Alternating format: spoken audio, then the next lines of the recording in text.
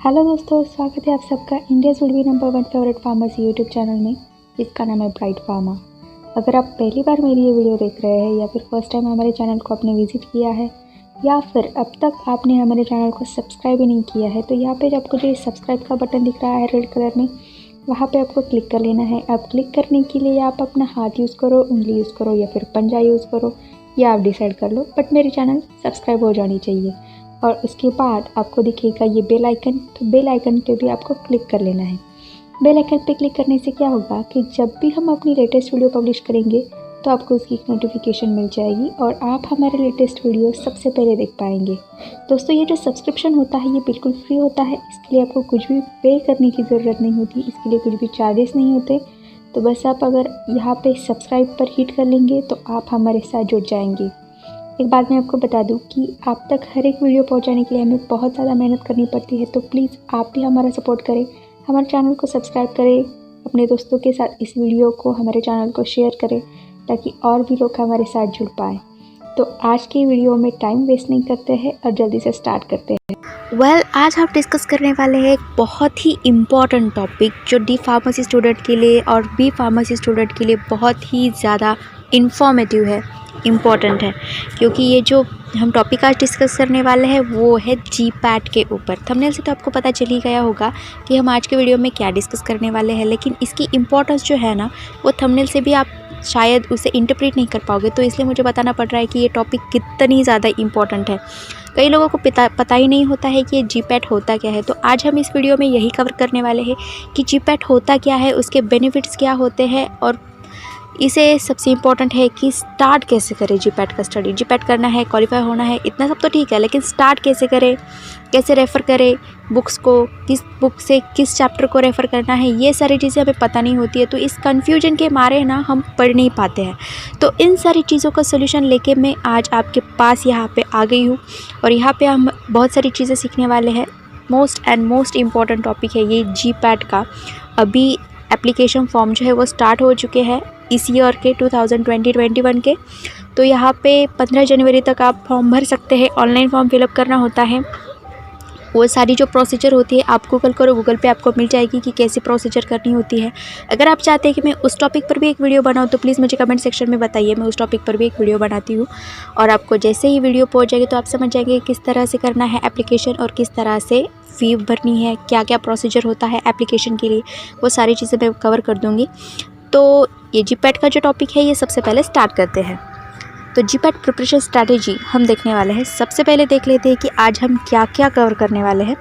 First is GPAT क्या होता है, व्हाट इज़ जीपैट, ये आप समझ जाएंगे इस वीडियो से। इंपॉर्टेंस क्या होते हैं, बेनिफिट्स क्या होते हैं इस एग्ज़ाम से, ये भी हम कवर करेंगे। जीपैट एग्ज़ाम का पैटर्न क्या होता है, सिलेबस क्या होता है, ये भी हम जानेंगे। साथ ही साथ जीपैट प्रिपरेशन की कुछ टिप्स मैं आपको देने वाली हूँ, वो भी आपको पता चल जाएगी।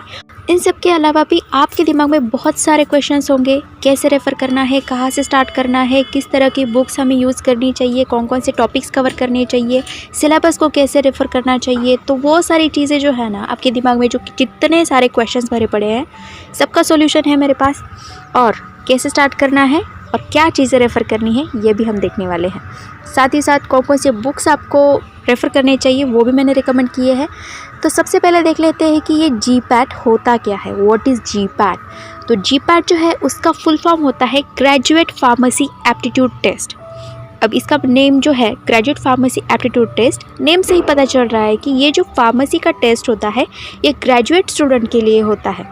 ग्रेजुएट जो स्टूडेंट होते हैं उनका एप्टीट्यूड चेक करने के लिए ये टेस्ट होता है, इसीलिए इसे ग्रेजुएट फार्मेसी एप्टीट्यूड टेस्ट, इसके शॉर्ट फॉर्म होता है जीपैट। तो हम इसे यूजुअली जीपैट ही बुलाते हैं, तो ये होता है जीपैट।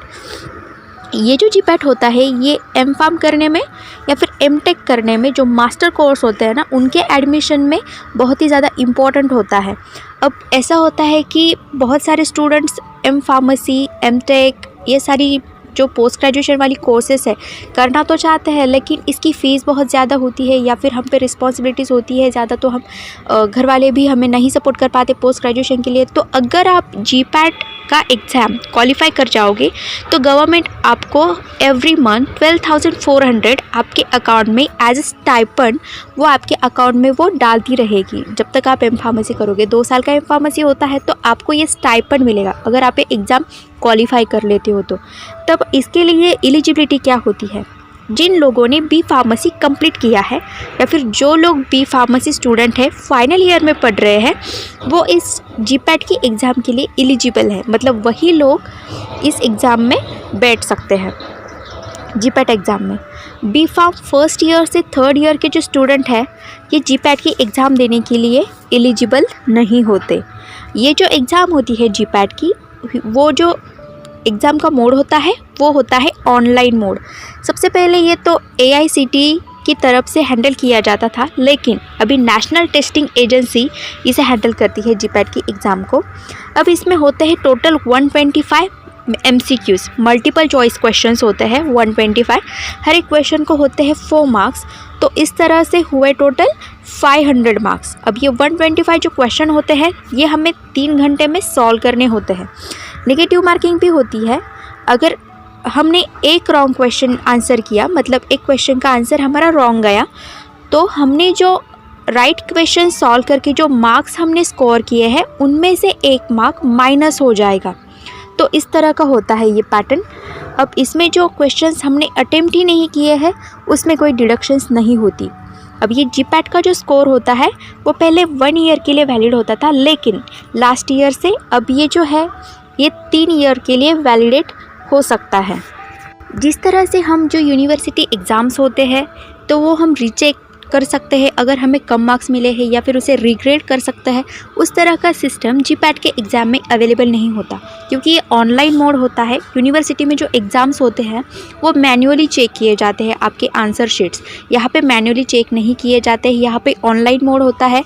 तो इसलिए यहाँ पे रीग्रेडिंग का या फिर रीचेकिंग का या फिर आप रीटोटलिंग का ये सिस्टम अवेलेबल नहीं होता। Day by day entrance exams के स्टैंडर्ड्स बढ़ते ही जा रहे हैं कुछ सालों से, तो इसीलिए हर एक कैंडिडेट को अच्छी तरह से प्रिपेयर करना बहुत ज़्यादा ज़रूरी है। इसमें डबल एफर्ट्स डालेंगे तो ही एंट्रेंस एग्ज़ाम क्रैक कर पाएंगे। जीपैट को क्रैक करने के लिए जिस तरह से हार्ड वर्क की ज़रूरत होती है उसी तरह से स्मार्ट वर्क और डिटर्मिनेशन की भी ज़रूरत होती है। जीपैट एक कॉमन एंट्रेंस टेस्ट इस तरह से सर्व किया जाता है, जो एप्लीकेंट एमफार्म में एडमिशन लेना चाहते हैं उनके लिए जीपैट बहुत ज़्यादा ज़रूरी है, तभी वो बेस्ट फार्मेसी कॉलेजेस में एडमिशन ले पाएंगे। ये जो स्टैंडर्ड्स होते हैं जीपैट कॉम्पिटिटिव एग्ज़ाम के ये दिन ब दिन बढ़ते ही जा रहे हैं, इसलिए ये जीपैट का जो एग्ज़ाम होता है ये बहुत ही ज़्यादा कॉम्पिटिटिव एग्ज़ाम हो गया है और फार्मेसी में इस पर बहुत ज़्यादा ग्रोविंग स्कोप है। सबसे पहले जानना ज़रूरी है कि जीपैट के इम्पोर्टेंस क्या है, उसके बेनिफिट्स क्या है। तो सबसे पहला बेनिफिट ये, to get the admission in master course. अगर आप बी फार्मेसी के बाद एम फार्मेसी करना चाहते हैं तो जीपैट क्वालिफाई होना नेसेसरी है। नहीं होगे तो भी चल जाएगा, बट नॉन-ज़ीरो स्कोर होना चाहिए। जीपैट का एग्ज़ाम देना मस्ट है, कंपलसरी है। अगर आप एक रेप्यूटेड कॉलेज में एडमिशन लेना चाहते हैं एम फार्मेसी के लिए या फिर फार्मा MBA के लिए, तो भी जीपैट का क्वालिफाई होना ज़रूरी है। Next is to get high perk salary jobs after B pharmacy. वाला पॉइंट मैं आपको थोड़ा सा एक्सप्लेन करके बताती हूँ कि ये जीपैट का इम्पोर्टेंस जो होता है वो जॉब फाइंड करने में किस तरह से आपको हेल्प कर सकता है।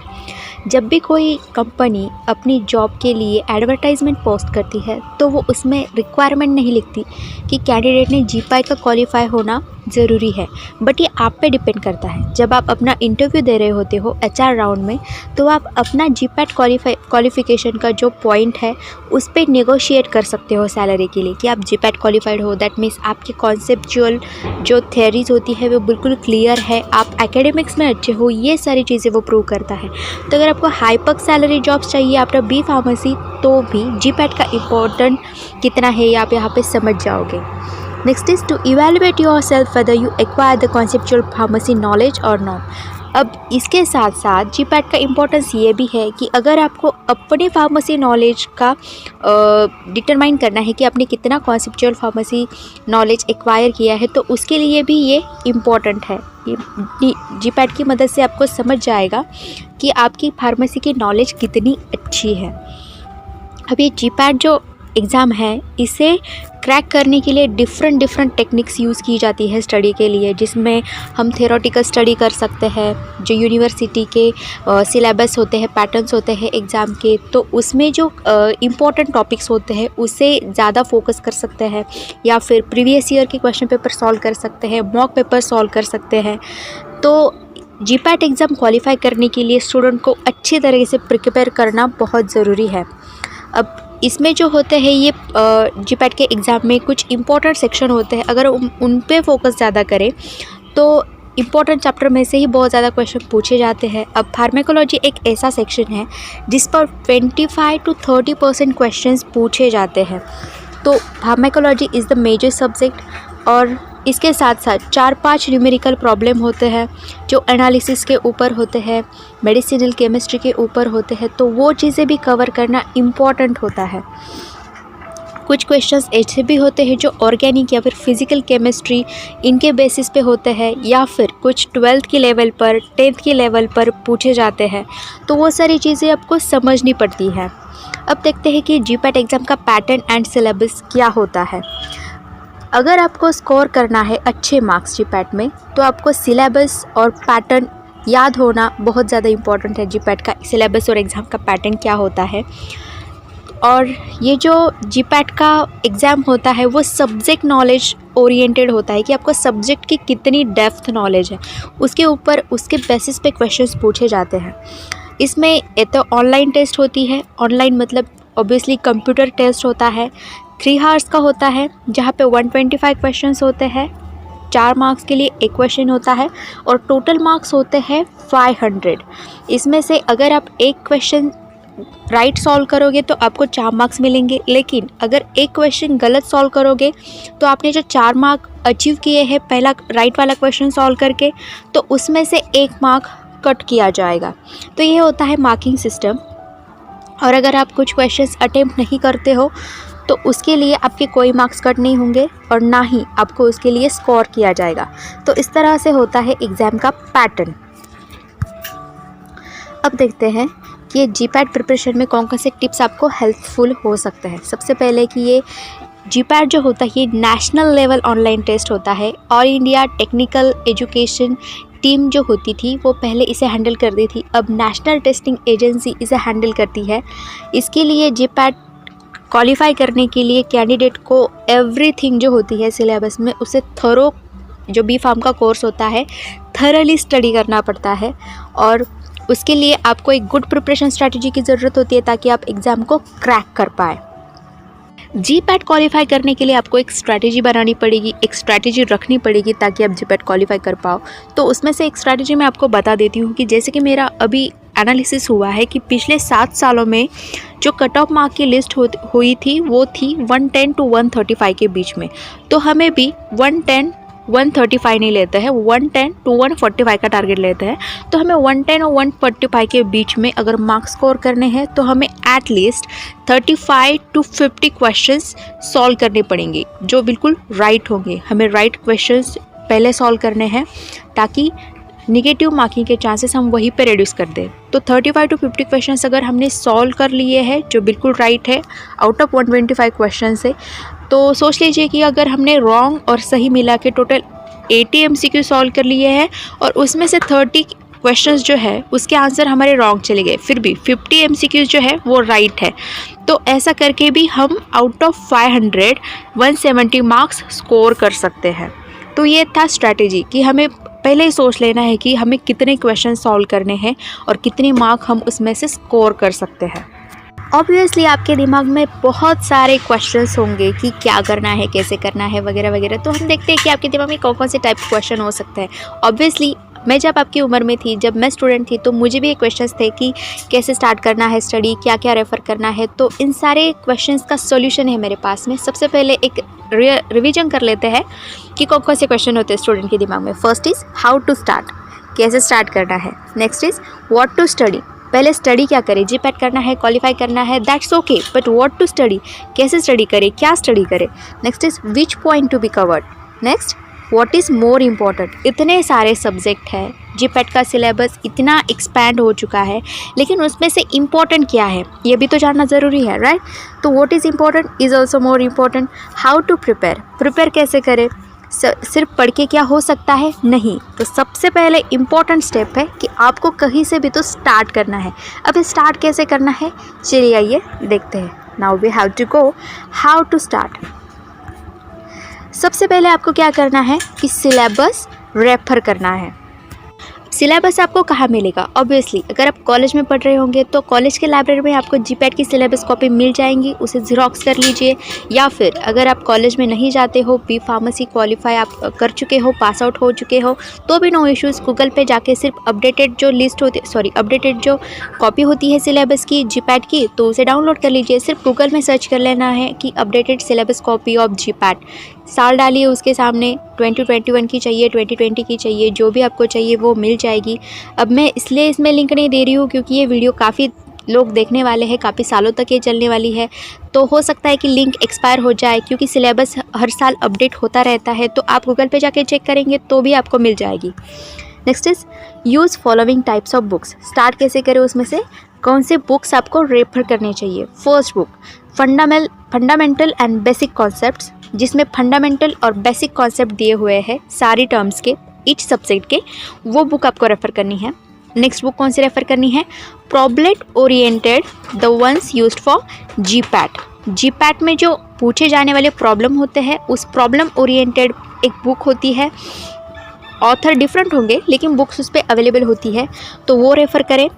Previous year question paper, GATE नाम का एक बुक है, GATE companion by Inamdar ma'am, तो वो बुक आप यूज़ कर सकते हैं, जिसमें अब तक के प्रीवियस क्वेश्चंस पेपर जो होते हैं जीपैट के वो आपको देखने को मिलेंगे। गेट के होते हैं, गेट की डिफ़िकल्टी लेवल, मतलब पहले गेट ही हुआ करता था बट उसकी डिफ़िकल्टी लेवल जीपैट से थोड़ी सी हाई होती है, तो उसमें से आपको एक अंदाज़ा आ जाएगा कि प्रीवियस ईयर के क्वेश्चन पेपर कैसे होते हैं।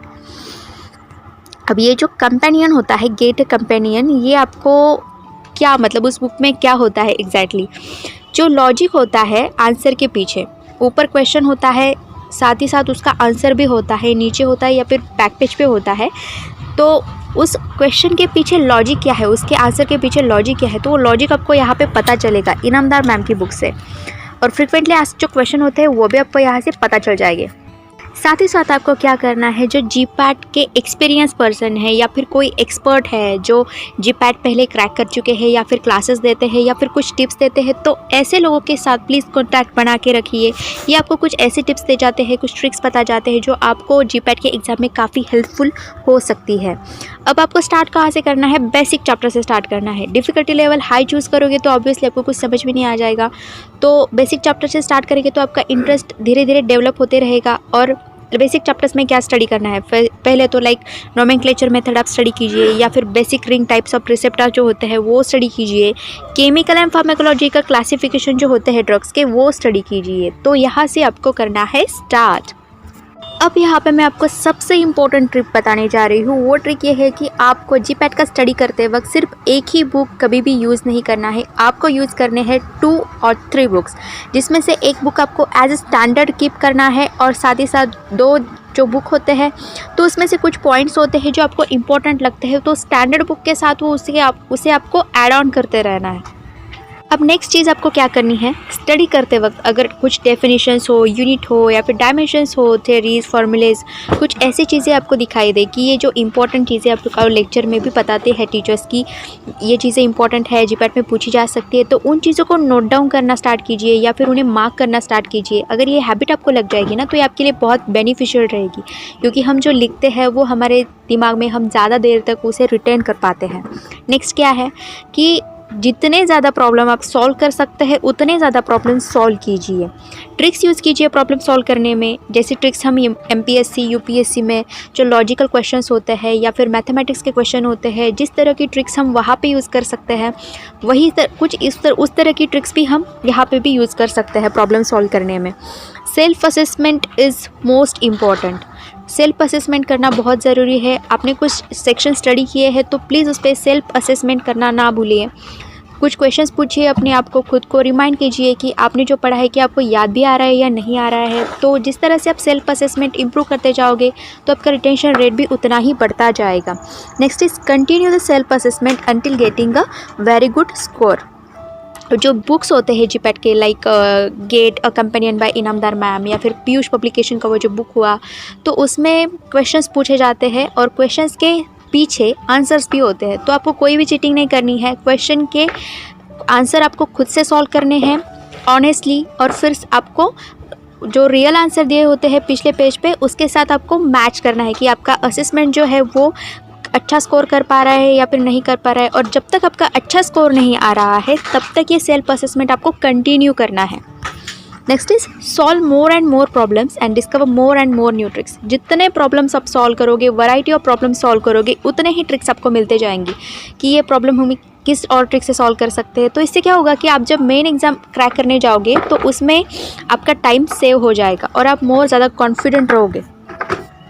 अगर आपने इतनी अच्छे से स्टडी की है, इतने अच्छे से खुद को प्रिपेयर किया है, तो आपको ऑटोमेटिकली कॉन्फिडेंस आ जाता है कि आप हाँ यार अब हम ना क्वालिफाई कर ही सकते हैं। तो वो वाला कॉन्फिडेंस है ना, तो आप में वो ऑटोमेटिकली बिल्डअप हो जाएगा इस मेथड के साथ। सो अगर आप में इतना कॉन्फिडेंस आ गया है कि आप ये क्वालिफाई कर सकते हो, तो एग्ज़ाम के दिन भी ऑब्वियसली आपका डे बहुत ज़्यादा बेटर जाएगा और आपको वो एग्ज़ाम क्रैक करने से फिर कोई नहीं रोक पाएगा, trust me. I know that अब हाउ टू स्टार्ट वाला ये जो क्वेश्चन था उसकी टिक टिक आपके दिमाग में जो चल रही थी वो बंद हो चुकी होगी, लेकिन व्हाट टू रेफर ये जो क्वेश्चन है इसकी टिक टिक अभी भी बंद नहीं हुई होगी। तो आइए इसकी भी टिक टिक बंद कर देते हैं। ये जो जीपैट का सिलेबस होता है वो हम 4 सालों में जो सीखते हैं बी फार्मेसी के थ्रू आउट कोर्स में, उसका सिलेबस होता है। तो यहाँ पे कुछ मेजर सब्जेक्ट होते हैं, कुछ माइनर सब्जेक्ट होते हैं। मेजर सब्जेक्ट वो होते हैं जिन पे जीपैट में ज़्यादा से ज़्यादा क्वेश्चंस पूछे जाते हैं।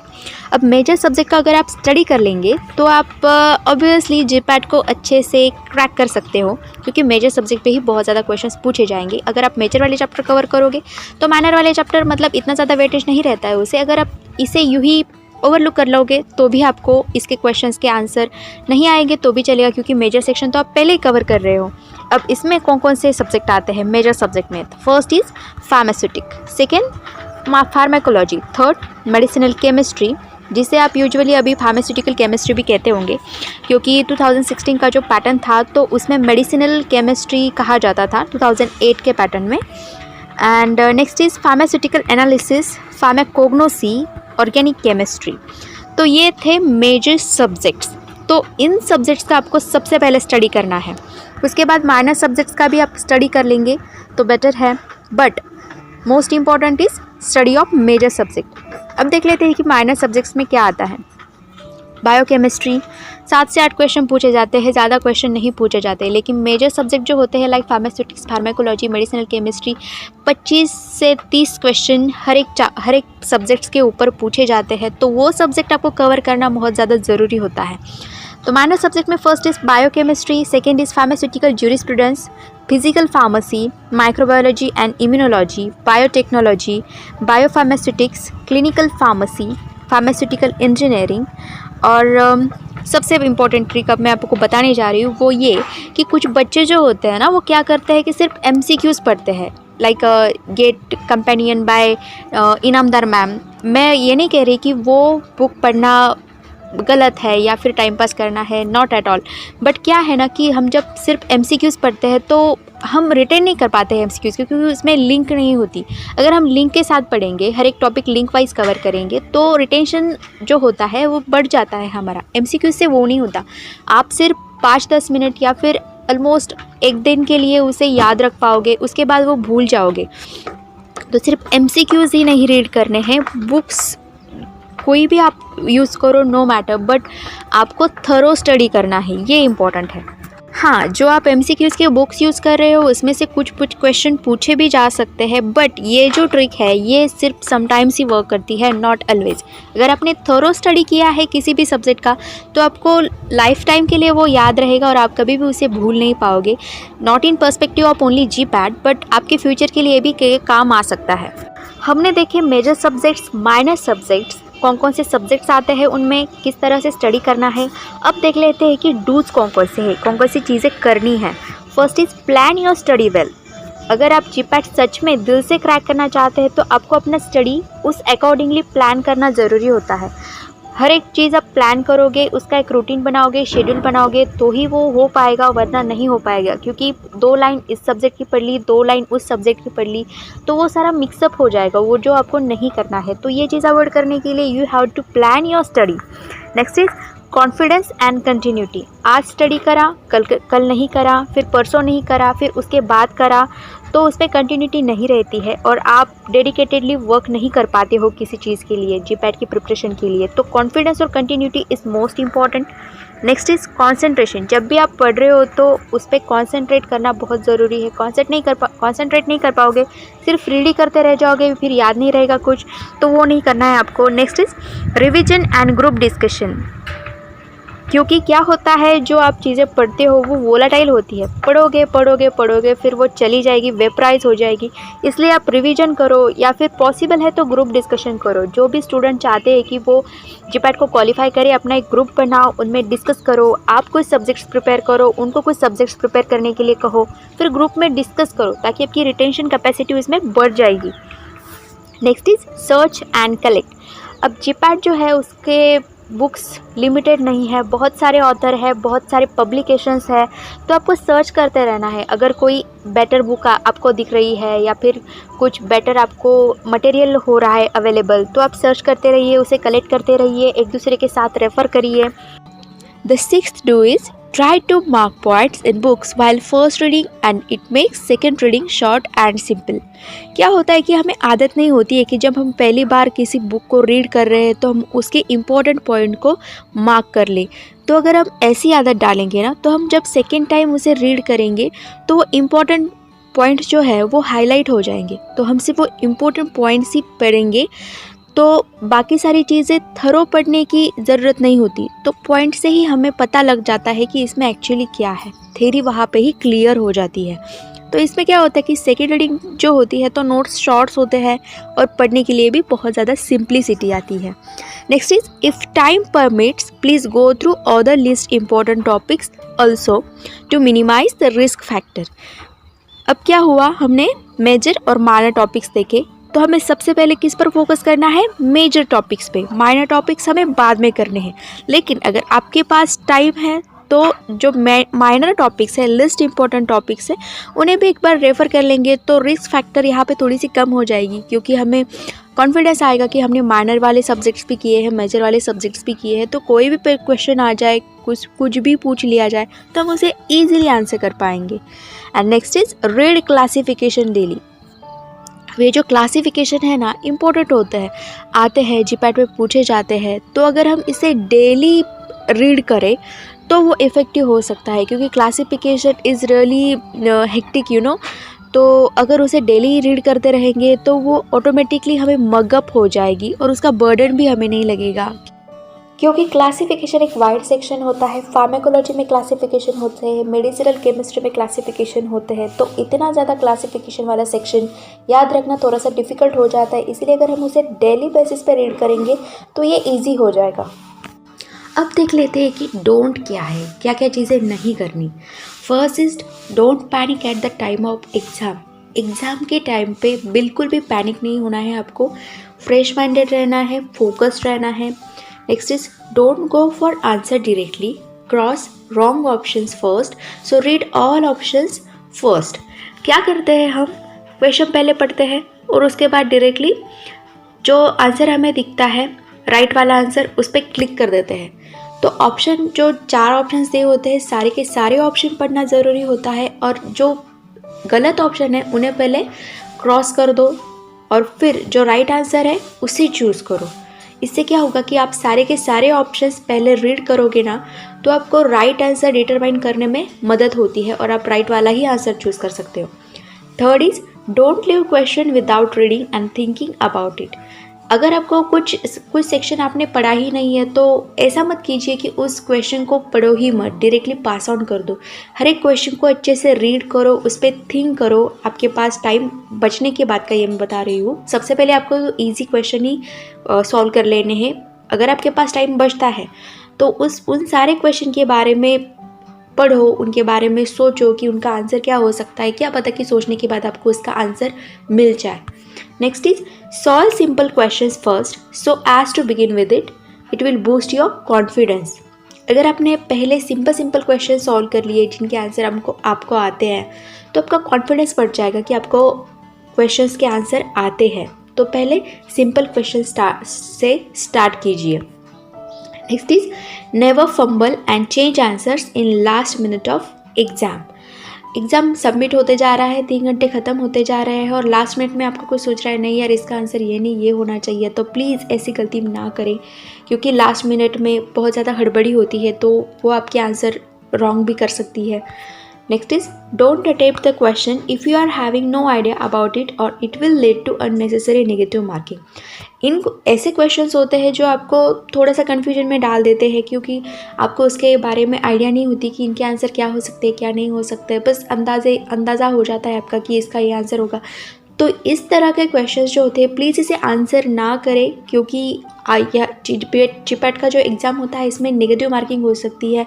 आपने जो राइट आंसर सॉल्व करके जो मार्क्स स्कोर किए हैं हो सकता है कि इस कन्फ्यूजन में आपके जो राइट आंसर के मार्क्स है वो भी नेगेटिव में चले जाए, तो प्लीज़ ऐसा मत कीजिए। ये तो थे जीपैट के डूज एंड डोंट्स। अब देखते हैं कि आपको बुक कौन से रेफ़र करने हैं। मैंने यहाँ पे सब्जेक्ट वाइज कुछ बुक रेफ़र करी है, रिकमेंड किए हैं आपको, तो आप प्लीज़ उन्हें एक बार देख लीजिए अगर आपके लाइब्रेरी में है तो, या फिर डाउनलोड कर लीजिए अगर सॉफ्ट कॉपी अवेलेबल है गूगल पे तो, या फिर किसी और के पास है तो उनसे रेफ़र करने के लिए कहिए। तो फार्मास्यूटिक्स के लिए बुक है लैकमन, जिसमें से आपको जो टेबुलर फॉर्म में जो टेबल्स होते हैं वो पढ़ने हैं। सपोजिटरीज चैप्टर इसी लैकमन बुक में से पढ़ना है आपको। Capsule, tablets and preformulation Lachman के बुक से पढ़ना है, ऑथर है लैकमन। नेक्स्ट ऑथर जो है एंसिल फार्मास्यूटिकल डोसेज फॉर्म, तो उसमें से आपको एरोजोल, टैबलेट्स और पैरेंटल सेमी सॉलिड्स ये जो चैप्टर है वो पढ़ने हैं। रेमिंगटन से आपको पढ़ना है फार्मास्यूटिकल कैलकुलेशन। ब्राह्मणकर का जो बुक होता है उसमें डोसेज फॉर्म डिज़ाइन NDDS वाला पोर्शन जो है वो काफ़ी अच्छे तरीके से समझाया गया है। और CVS सुब्रमण्यम जो है फिज़िकल फार्मेसी का बुक है, ये CVS सुब्रमण्यम सर ऑथर है उसके, तो आपको फिज़िकल फार्मेसी वाला पोर्शन उस बुक में से कवर करना है। नेक्स्ट इज़ बैंकर, अगर अवेलेबल है तो उसे पढ़िए, अदरवाइज़ पूरा पोर्शन हमने इन्हीं बुक में से कवर करना है, नो इश्यूज़। अब देखते हैं कि फार्माकोलॉजी में कौन से बुक्स आते हैं। First is Rang and Dale. अब इसमें जितने भी टेबल्स हैं रैंक एंड डेल में उतने रीड कर लीजिए। केमोथेरेपेटिक एजेंट जो है ये चैप्टर रैंक एंड डेल में बहुत अच्छे से एक्सप्लेन किया है। KD त्रिपाठी का जो बुक है KD त्रिपाठी सर का, उसमें क्लासिफिकेशन ऑफ ड्रग्स बहुत इन डिटेल दिया है। ऑल टेबल्स जो है वो भी आपको इसी बुक से स्टडी करने हैं। इनिशियल यूनिट जो फार्माकोकाइनेटिक एंड फार्माकोडायनेमिक के होते हैं वो आपको KD त्रिपाठी में मिल जाएंगे। सातों सर का जो बुक है उसमें डिसीजेस और डिसऑर्डर्स आपको बहुत अच्छे से एक्सप्लेन किए हैं, तो डिसीजेस एंड डिसऑर्डर्स आप सातों सर के बुक्स के मदद से आप स्टडी कर सकते हैं। उसके बाद डिसऑर्डर्स या डिसीजेस की ट्रीटमेंट एंड मैनेजमेंट जो भी है वो भी अच्छे से एक्सप्लेन की गई है। उसके बाद जो बुक है वो है रोगर एंड वॉकर, ऑथर है इस बुक के। उसमें से आपको एडवर्स ड्रग्स रिएक्शन सेक्शन करना है, सिर्फ एडवर्स ड्रग रिएक्शन सेक्शन के लिए रोगर एंड वॉकर यूज़ कीजिए। लिपिनकॉट में इंडिविजुअल प्रोटोटाइप ड्रग्स डिप में दिए हैं, डिप में एक्सप्लेन किए हैं, तो उसके लिए आप लिपिनकॉट का बुक यूज़ कर सकते हैं। HL शर्मा में इम्यूनोलॉजी, टॉक्सिसिटी एंड बायोएसे के पॉइंट्स अच्छे से कवर किए हैं, तो आप HL शर्मा का बुक यूज़ कर सकते हैं उसके लिए। मेडिसिनल केमिस्ट्री के लिए आप फोए का बुक यूज़ कीजिए। उसमें मॉलिक्यूलर स्ट्रक्चर, बहुत सारे मॉलिक्यूलर स्ट्रक्चर अच्छे से नंबरिंग के साथ दिए हैं, तो आप फोए बुक यूज़ कर सकते हैं मॉलिक्यूलर स्ट्रक्चर्स के लिए, उनके स्टडीज़ के लिए। NN इनामदार का जो बुक है मेडिसिनल केमिस्ट्री का वो अमेज़ॉन पे अवेलेबल है, तो आप वहाँ पे ऑर्डर कर सकते हैं ये बुक। आशुतोषकर में सिंथेसिस और रेट्रोसिंथेसिस अच्छे से एक्सप्लेन किए हैं। SN पांड्या सर का जो बुक है उसमें एक्टिव मेटाबोलाइट और प्रोडक्ट एंड यूजेस दिए हैं हर एक ड्रग के। और अगर आप मेडिसिनल केमिस्ट्री स्टार्ट कर रहे हो स्टडी के लिए तो सबसे पहले ऑर्गेनिक केमिस्ट्री स्टडी कर लीजिए ताकि आपके कॉन्सेप्ट क्लियर हो जाए। और मैं पर्सनली आपको सजेस्ट करना चाहूँगी कि फार्मेकोलॉजी और मेडिसिनल केमिस्ट्री अगर आप साथ में करेंगे तो आपको स्टडी करने में बहुत आसानी जाएगी। मतलब जो ड्रग फार्मेकोलॉजी में होता है वही मेडिसिनल केमिस्ट्री में होता है, बट स्ट्रक्चर एक्टिविटी रिलेशनशिप ये जो पॉइंट होता है ये मेडिसिनल केमिस्ट्री में होता है, स्ट्रक्चर्स होते हैं। But otherwise mode of action, pharmacological action वो सारे ड्रग के सिमिलर ही होते हैं, मेडिसिनल केमिस्ट्री में हो या फिर फार्मेकोलॉजी में भी हो, यूजेस सब कुछ कॉमन होता है। तो अगर आप दोनों सब्जेक्ट साइमल्टेनियसली करेंगे तो एक तो आपकी मतलब तो टाइमिंग सेव हो जाएगी और आपकी कॉन्सेप्ट भी मतलब क्लियर हो जाएगी वहीं पे। Next is pharmaceutical analysis.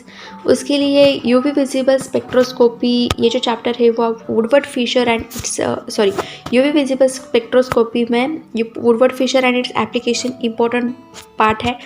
Effect of solvent on wavelength and absorbance ये आपको स्टडी कर लेना है। IR-NMR मास स्पेक्ट्रोस्कोपी ये जो चैप्टर है आपको पाविया के मिस्टर पाविया की बुक से आपको स्टडी करने हैं। नेक्स्ट इज क्रोमेटोग्राफी के लिए आपको रेमिंगटन का बुक यूज़ करना है। वायर शर्मा में आपको क्विक रिवीजन अगर करना हो या फिर क्रिस्प एंड कंसाइज फॉर्म आपको मिल जाएंगे। वायर शर्मा में प्रॉब्लम्स भी होते हैं कि NMR वगैरह जो उसमें रिलेटेड प्रॉब्लम्स होते हैं, फ्रिक्वेंसी कैसे निकाले वगैरह वगैरह, तो वो आपको वायर शर्मा की बुक में मिल जाएंगे।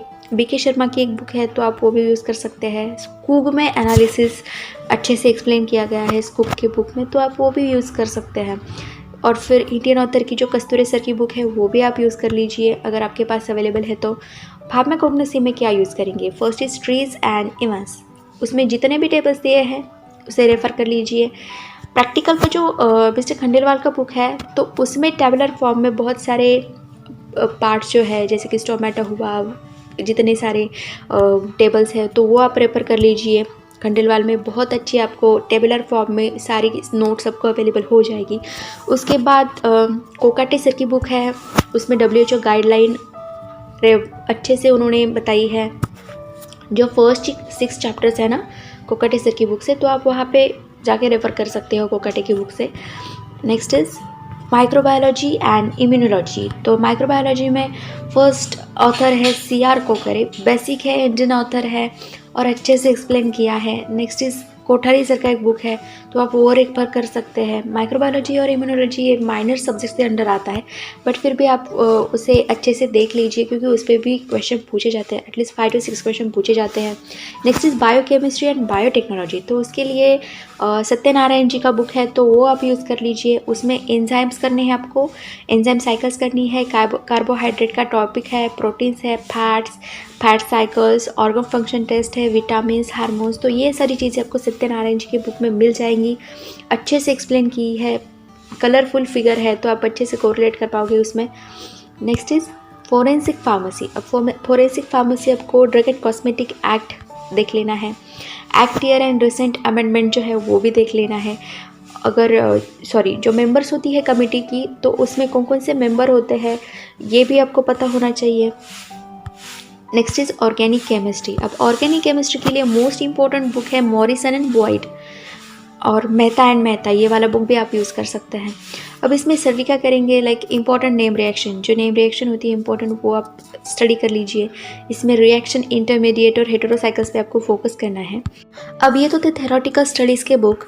अगर हम अदर बुक्स के बारे में देखेंगे जो थ्योरेटिकल स्टडीज़ के बारे में नहीं है, तो अदर बुक्स में आता है कि इंडियन फार्माकोपी आपको यूज़ करना है, उसमें भी कुछ क्वेश्चन आपको पूछे जाते हैं। अपेंडिक्स एंड ब्लू पेजेस जो होते हैं IP के वो रेफ़र कीजिए।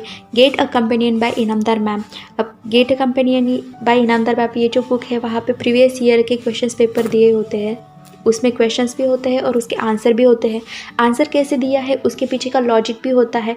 तो अगर आपका थ्योरेटिकल स्टडी कंप्लीट हो गया है तो उसके बाद ये बुक रेफ़र कीजिए, तो क्या होगा कि आपका सेल्फ असेसमेंट भी हो जाएगा और आपको प्रीवियस ईयर में कौन कौन से क्वेश्चन पूछे गए हैं उसका आइडिया भी आ जाएगा।